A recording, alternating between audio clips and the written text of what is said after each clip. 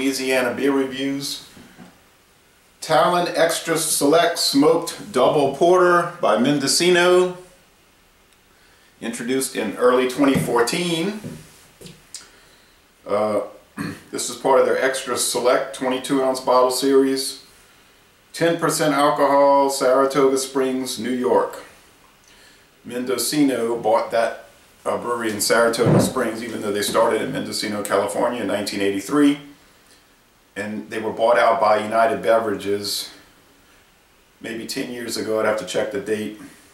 And that's UB of India,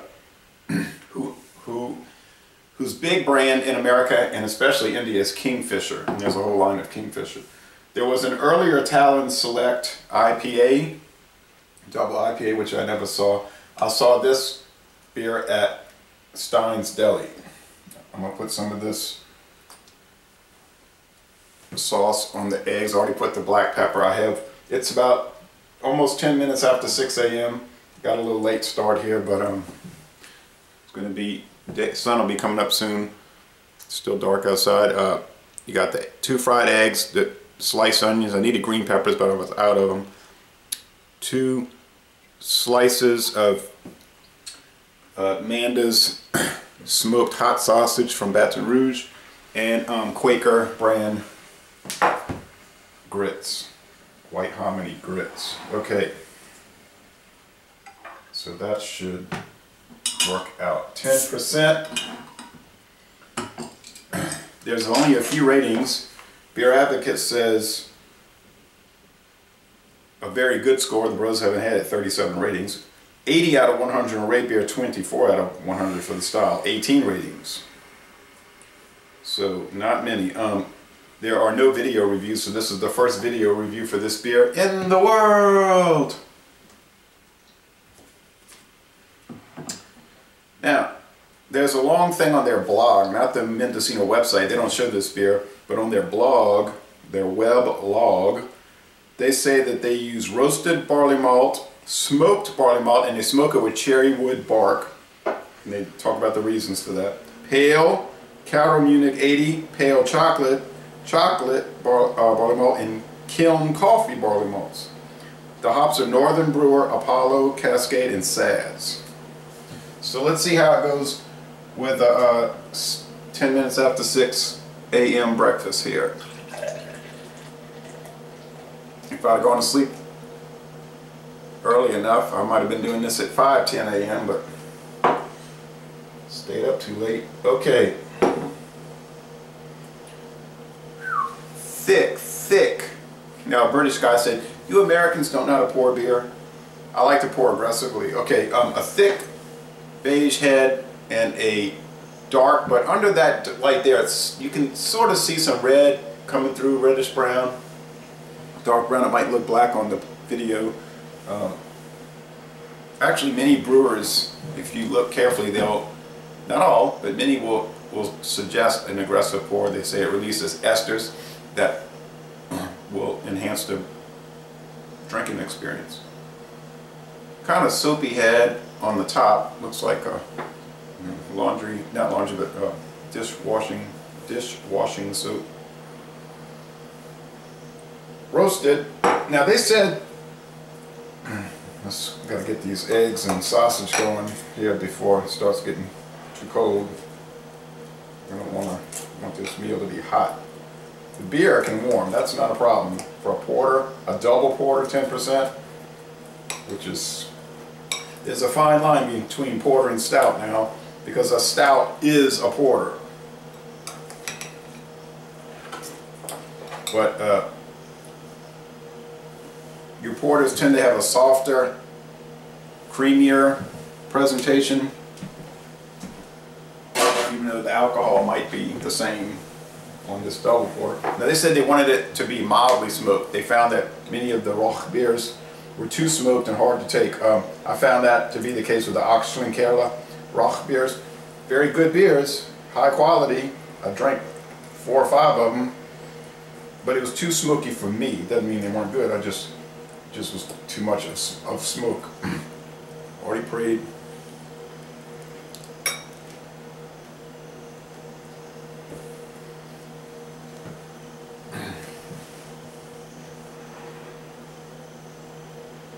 Yeah, I had coffee too.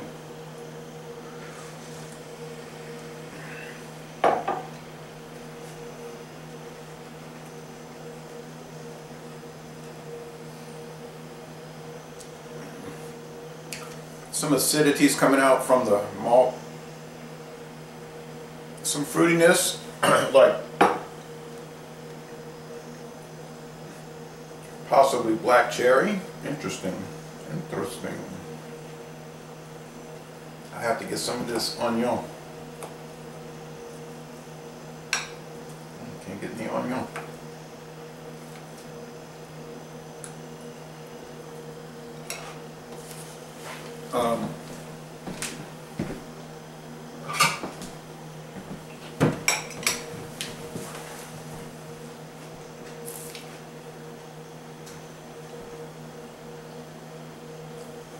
So it's rich, it's bready.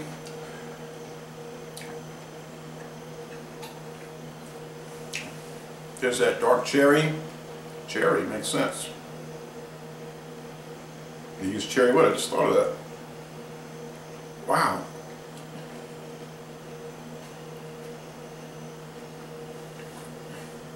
I think you could tell somebody that's used cherries, you know, and they didn't know any better. They might say, yeah, I see that.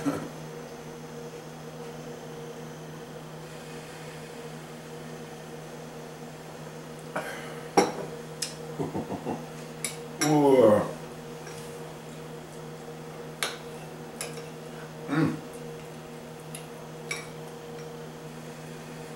Oh, and I put cheese underneath the hot grit so it would melt, the Colby Jack cheese.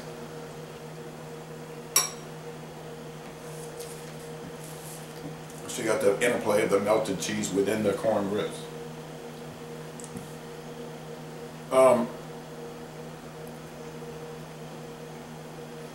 Rich, and it's like velvety, and those porters tend to have that velvety mouthfeel.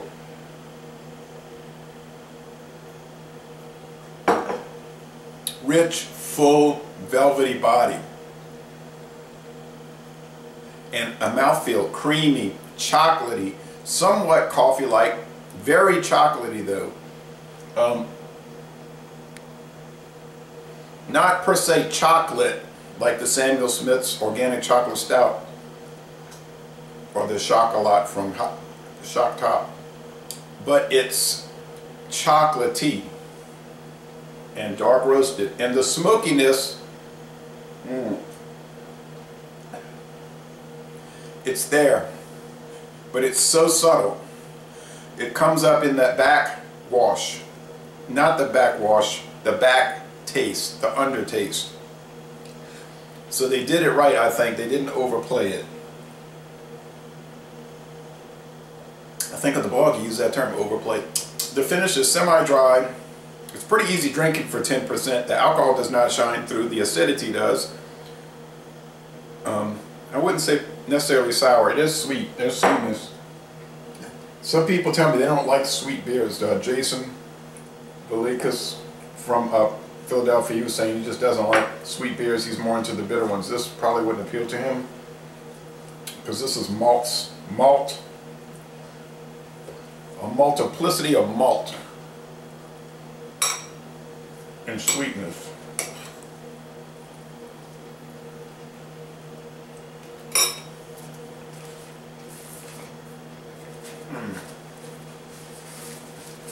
How does it pair with this particular breakfast? Quite well.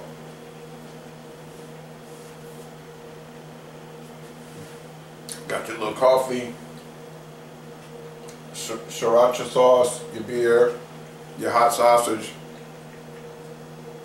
your grits and onions. Oh, this might be the best Mendocino beer I've ever had. At first, you know, some of the beers I tried, I didn't like them. They had this strange musty flavor. But to be fair,